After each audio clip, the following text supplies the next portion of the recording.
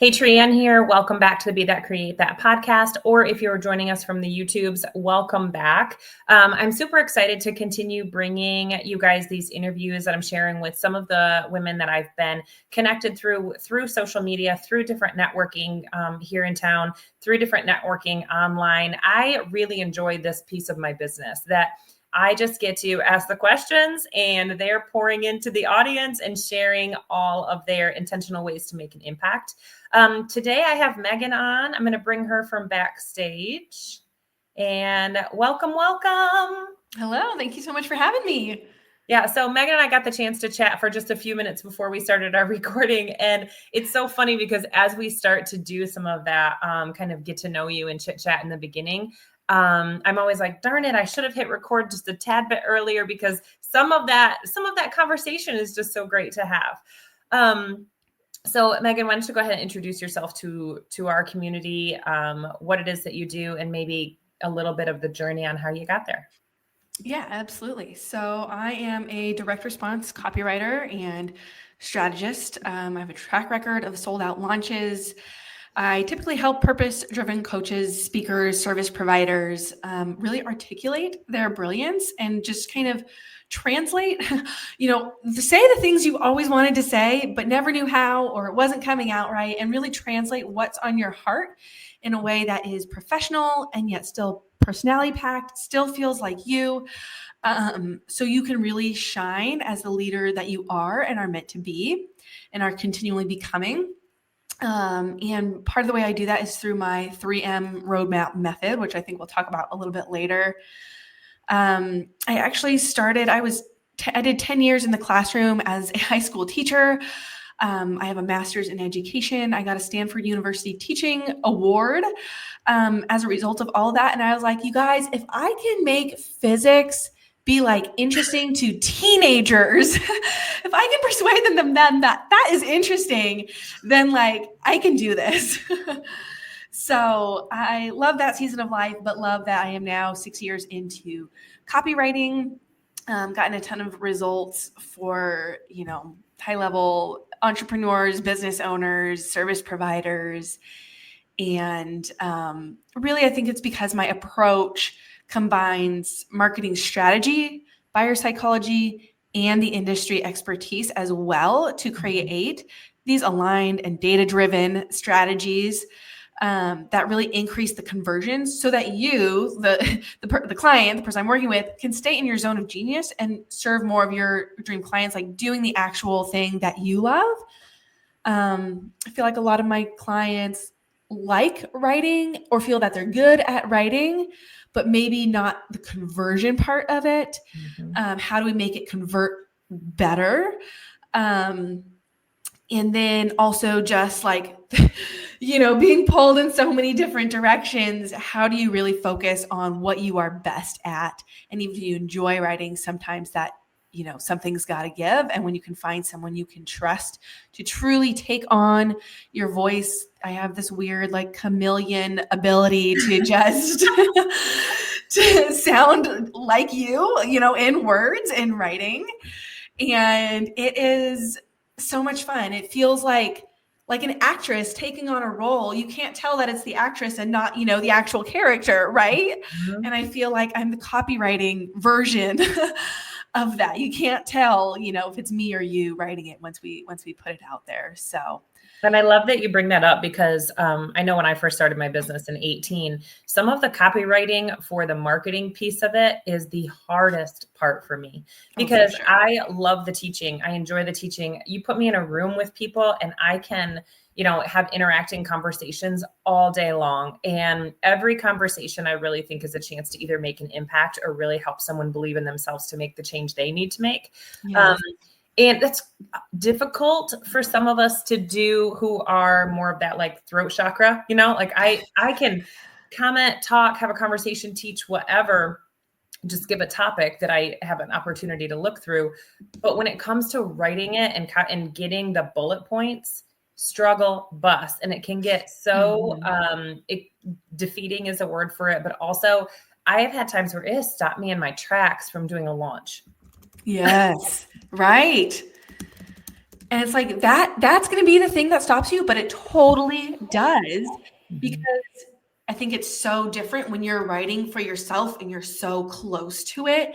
And it's so emotional for you because it matters a lot to you, because this is your mission. Like, this is your life's purpose for like many people. And it matters so much and so deeply to you that it's hard to really express it, because it is super vulnerable. Mm-hmm. And I feel like I am a translator, so to speak. Like, I'm not dumbing it down, but I'm translating really what's on your heart so people can understand the heart behind what you do, why you do it. Because when you have people on board with your mission, like, then you're unstoppable. Mm-hmm. And I think beyond like writing email sequences, websites, sales pages, all those technical things, like, I really help people find their voice or amplify their voice to create a movement. Yes. And that's what you need, because as soon as people start to get those first couple action steps, then they're like, they've got this confidence about them, and they're, oh my gosh, I've already done this, so I'm so ready to do what's next. Tell me what's next. And I feel a little bit more amped to do that. So going from education into working for yourself, I mean, that's self-leadership, right there. So how did you, first of all, make the decision to do that? I'm sure it was a tad bit scary at the beginning, but how did you kind of get through some of that fear or worry about taking that on? Yeah. So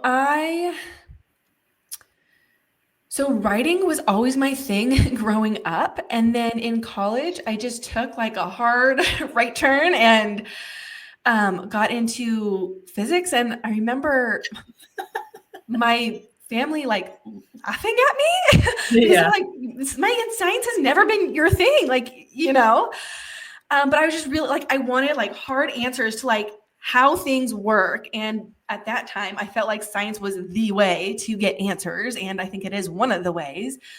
And I'm so grateful for the journey that it took me on. I met my husband through our master's in education, and I loved like the students that I've worked with still hold so dearly in my heart. Like, I just really had a blast as a teacher. And so I don't really resonate with like, I don't know, so many teachers being burned out. And I got out before COVID, had no idea it was coming, but got out right before COVID. And my last year of teaching, or what ended up being my last year of teaching, I just did this on the side, just to kind of see where it would go. I, hoped that maybe I could turn it into a full-time thing, but I wasn't sure. And so I just side hustled it in the margins of my day. And then I thought, okay, if I can do this in just like a couple hours a week, or just in the margins of my day, then like, what if I could really, grow this into something bigger? I really felt called into doing this because I'm not a risk taker. Like, people who know me, that is not what they would say about me at all. But it really felt like a deeper calling of like where I couldn't say no. And I knew I had big goals that being a teacher, I just wouldn't ever be able to reach. The answer would be no if I stayed as a teacher. And if I went into this entrepreneurship route, there's no guarantee, right? But at least I had a chance to reach these goals that I really wanted to reach. And I'm ambitious, and I trusted myself. I know I'm smart and capable, and I can figure things out. And that's part of the thing that frustrated me about teaching, is because, like, the pay scale is not merit-based at all. And I see teachers who have been in it for years and years and years, decades and decades, and they get paid more, even though they're just kind of like going through the motions because they've been there longer, even though they're not actually like making a difference or care as deeply. And so I just felt, and so we didn't have kids yet at that point, and knowing we wanted to go in that direction, that was another thing. I mean, I would have made this decision, I think, regardless, but that was just another kind of little oomph in this direction of like, well, I also, I still want to work, while having little ones, babies. but I didn't want to have to choose between, a 9 to 5 or a full-time job, and I didn't want to stay at home either. And I'm so grateful that we live in a day and age now where that kind of best of both worlds is really a possibility and available. And don't get me wrong, it is still difficult to juggle both roles. But for me, I feel like I couldn't have had it any other way. And I'm so grateful that I get to pursue my ambitions and my dreams and really feel that like I'm making a difference and do work that I love. While feeling fulfilled and like, this is what I feel really called to do too. Mm-hmm. And I know you shared a little bit that you work with leaders, you work with course launchers, that kind of thing. Mm-hmm. And you touched on it a little bit, the digital minimalism. See, I can't even say the word. I can't even say it.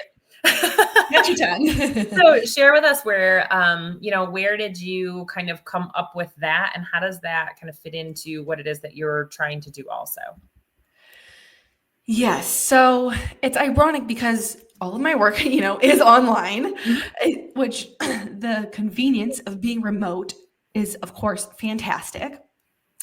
But it has come to a point where it's just like, oh my gosh, so much screen time. And then having kids too, we made, the joint parenting decision of that, like, we want 0 screen time for our kids, especially while they are, they're in preschool now.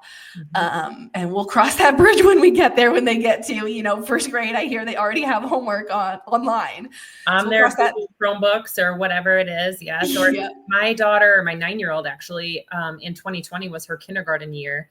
And we were homeschooling through the school courses and curriculum with her Chromebook, with like the digital lessons that her teacher had sent. So she had to do these certain ones. And I had a very structured, like, okay, now we're going to do lunch, and then we're going to spend 15 minutes on the Chromebook, and now we're going to go exercise, and now we're going to do another 15 minutes. Like, I had to break it up, because even for me to sit there in front of that Google Chromebook all day long with one person, or one kid in 3rd grade and one kid in kindergarten, I was like, I can't do it. Yeah. And I've just read probably too much about the dangers, really, of the screens. And I actually read a really interesting article recently of how parents in this day and age, did not give their kid a phone until he was 18 years old, which, I remember my child, like, I didn't get a phone till I was 18 because they didn't exist yet, but yeah, right? I think I was 21. Yeah. So I'm like, well, this doesn't seem crazy, because like, this was our life, Yeah.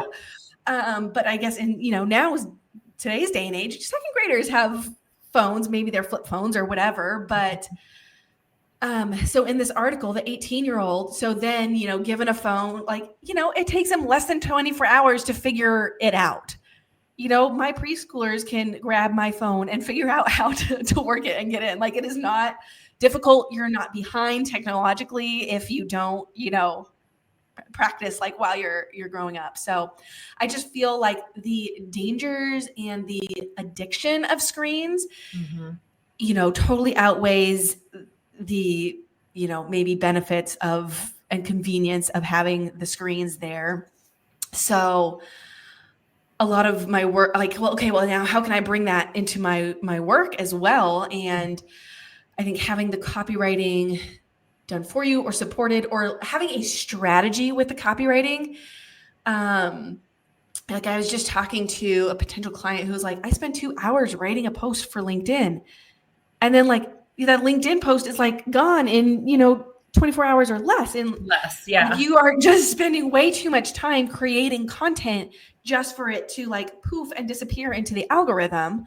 Yeah. And like, worse if you're on Twitter or Facebook or Instagram or like whatever X, whatever Twitter is. Whatever it is. Yeah. So is that where you came up with that 3M roadmap? Like, explain that to us a little bit. Yes. So the 3M roadmap is one of the ways that I help you create some digital minimalism in your life as an adult, as an entrepreneur. so that you are not tied to social media, so you're not tied to the screen, so that you can be smart about your marketing, so that you can actually like go live your life, enjoy your life. And some of the best content comes from like you actually living your life, so it feeds each other. And I'm sure you've heard it before, but the great like contradiction, I guess, of entrepreneurship is like you leave the 9 to 5 and then you end up working 24/7. Yep. So like, how can we not do that? How can we find, I don't know if balance is the right word, but just like being able to ebb and flow and dance with your season of life. Some seasons you can work a little bit harder. Some seasons you need to pull back, and to have the self-awareness and self-leadership to be able to know, when that time is. And so the 3M roadmap, the 3M stand for messaging, mapping, and marketing. So messaging, just figuring out and honing in and then amplifying what it is that you want to say. What do you want to be known for? What is your legacy going to be? What is that movement that is really going to like that hill that people are going to die on? Like this is worth it for them.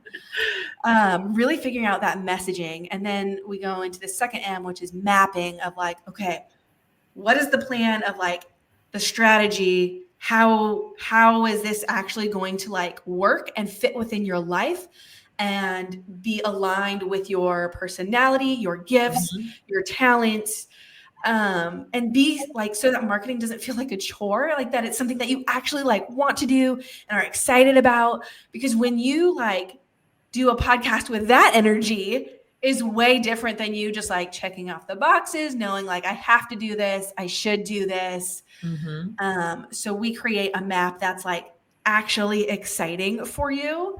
And then the third M is the marketing. And by that, I just mean like the actual implementation and execution of the plan. So sometimes like people will just take that roadmap we create and run with it, or just have their team implement it, or I partner with them to help them execute and make it actually happen. Because like strategy is great and people can pay for a very expensive strategy and a very expensive business coach and a very expensive mastermind. But until that, like the rubber meets the road, like none of that actually matters. So I never want to actually ever give up the actual implementation, the actual like, let's do the copywriting, whether that's done for you or done with you, or like just with support and feedback. Because otherwise, like if it doesn't happen, then like the rest of the stuff doesn't matter, because it never reaches the eyes and fingers and hearts of people that it was actually meant to reach. Well, and for those of us that have this vision, right, we've got our hands going in a bunch of different directions. And like I said earlier, the copywriting was part of the thing that stopped me, because I was like, it has to sound like me. It has to be me. I have to be the one to do this. So I have used a couple AI strategies in the back and then altered it a little bit to fit my own. But again, it's time and adding time, right? So there's been a little bit of this, but when we think about leadership, we also think about what are the things that I intentionally want to spend my time on, and being able to say, I could take these things off my plate, give them to someone else who is in this zone of genius, so that I can work on the things that are in my zone of genius, keeping your life in general, not necessarily worried about balance, but present to where I'm at right now and leading myself where I'm at right now. Yes.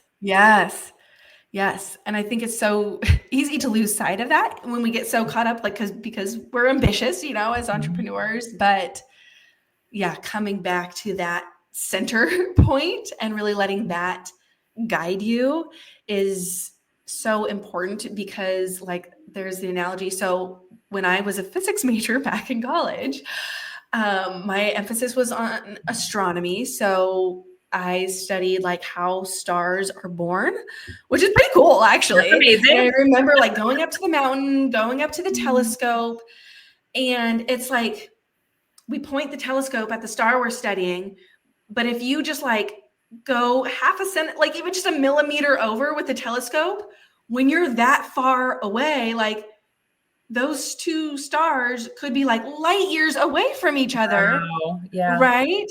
And so bringing the analogy back here of like, if you're hustling, but it's even just 1 degree off in the wrong direction, then by the time you realize it, you're way over here from where you wanted to be. And so why not just be so much smarter to slow down, go in the right direction that feels good to you, feels aligned to you, gives you energy, makes you excited.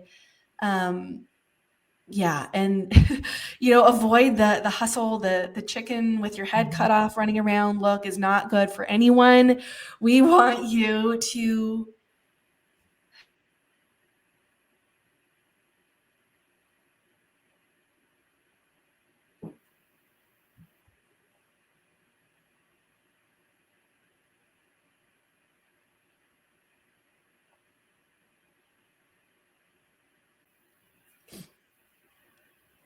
Okay. So we want you to be at peace as a leader. We want you to be unhurried as a leader so that you can really be poised and confident and sure as you are leading, the people who are under your care. And part of that is, finding someone you can trust with your voice, which is so important, for it to be you. But the thought, it has to be me to be in my voice, is typically the thing that is holding you back. Yeah. I feel called out right now. In so much love. Yes. Doing it with love, but yes. So I love some of these things that you're sharing. And then obviously people are going to want to know more of what you have going on. So where's the best place for them to catch you? And we'll make sure we get that in the show notes as well. Yes. So the best way to connect with me is actually through email. And you can also find me on the Copywriting for Coaches podcast. Tune in over there and you can find all my links over there as well. Awesome. So thank you so much for being on with me today and sharing kind of what you're doing and how you got there. So many interesting nuggets I took away today, and I'm sure our audience did as well. If you guys want to connect with Megan, we'll make sure we get her podcast down in the show notes, but it's Copywriting for the Coaches, and we'll make sure we get all that down below. So until next time, you guys, just make sure that we're focusing on your next level leadership. Thanks so much. Bye-bye.